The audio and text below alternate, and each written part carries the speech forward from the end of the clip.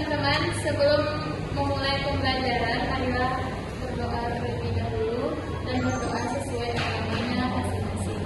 Berdoa mulai. Berdoa selesai. Kalian udah pada tahu nggak caranya untuk semangat?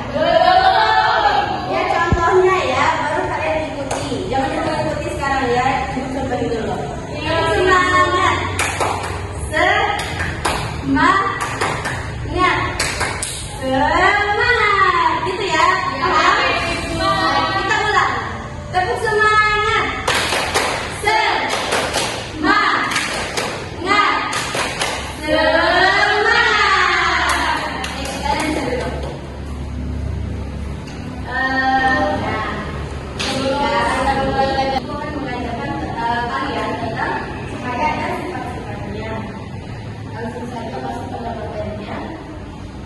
kita akan membahas tentang sifat-sifat cahaya.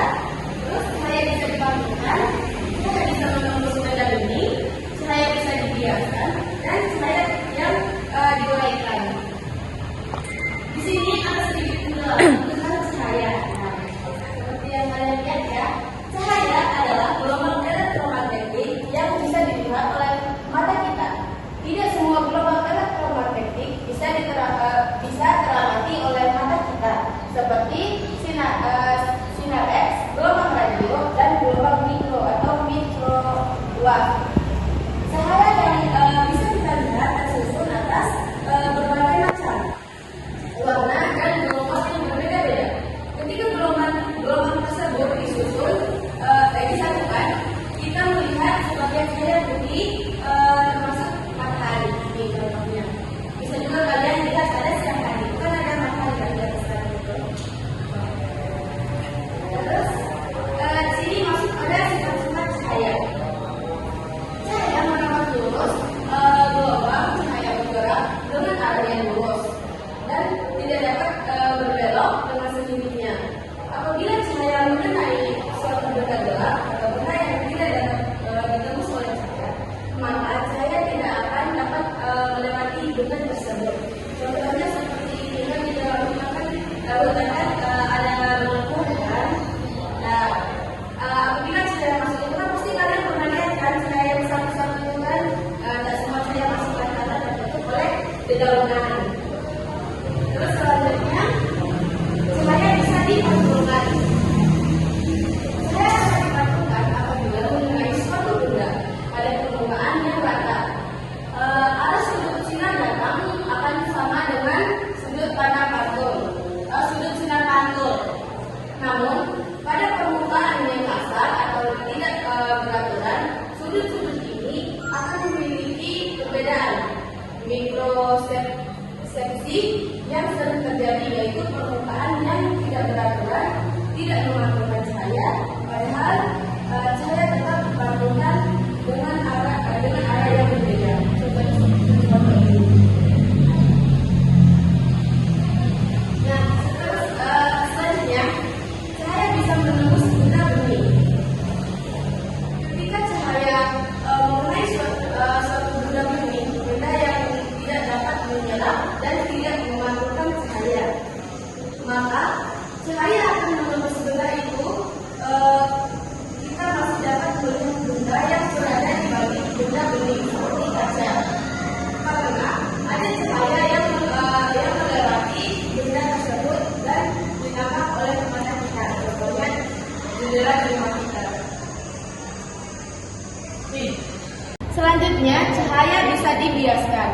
Serupa dengan gelombang suara, gelombang cahaya juga memiliki kecepatan lambat yang berbeda pada medium yang berbeda. Seperti contohnya, ketika kita melihat sebagian pulpen, nah ini kan ada gelas air sama pulpen yang tergenang dalam air. Nah, kan ini kan bentuknya langsung berbeda kan, kayak bengkok kan. Nah, hal ini akibat dari kecepatan lambat gelombang cahaya di dalam air, lambat dibandingkan cepat lambat gelombang cahaya di udara. Makanya dia bisa menjadi bengkok. Nah, selanjutnya cahaya bisa diuraikan. Sama halnya dengan gelombang suara, gelombang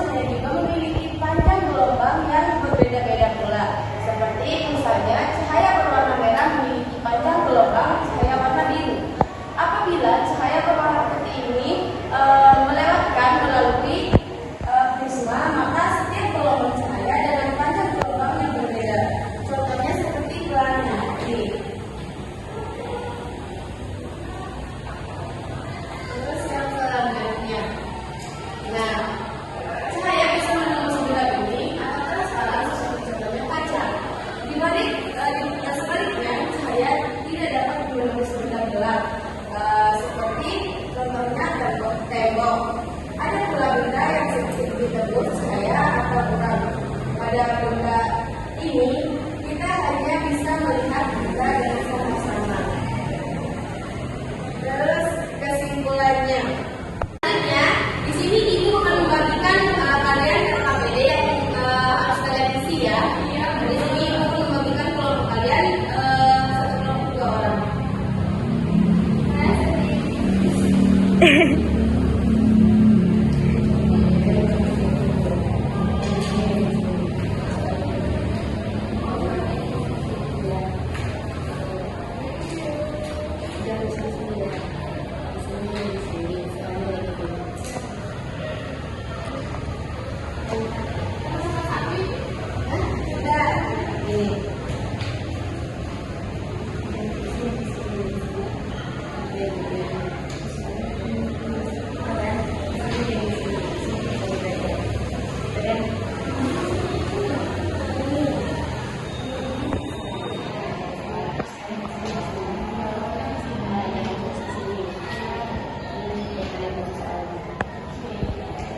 Ngerti kan?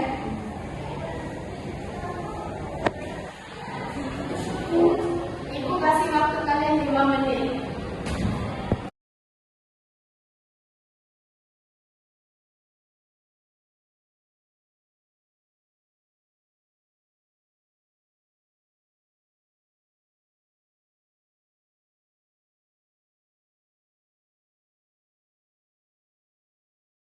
Apakah kalian sudah selesai mengerjakan tugasnya?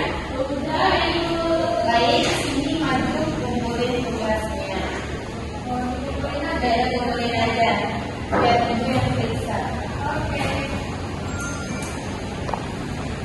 Yang ini kelompok 1. Yang kelompok 2 mana?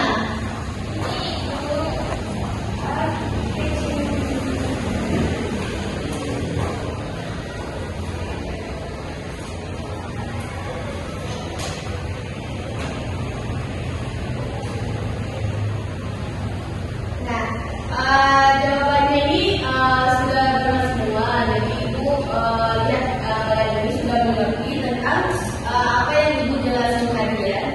Jadi kesimpulan dari materi yang kita belajar hari ini itu adalah energi elektromagnetik yang merambat lurus bisa dipantulkan, bisa dibiaskan, menembus benda bening dan dapat diuraikan, membentuk bayangan serta penting untuk penglihatan dan teknologi seperti periskop dan globe. Mungkin itu saja pertemuan kita hari ini. Lebih dari kurangnya Ibu mohon maaf ya. Sebelum kalian pulang, kalian berdoa sesuai dengan keyakinannya masing-masing. Ketua kelas pimpin doa.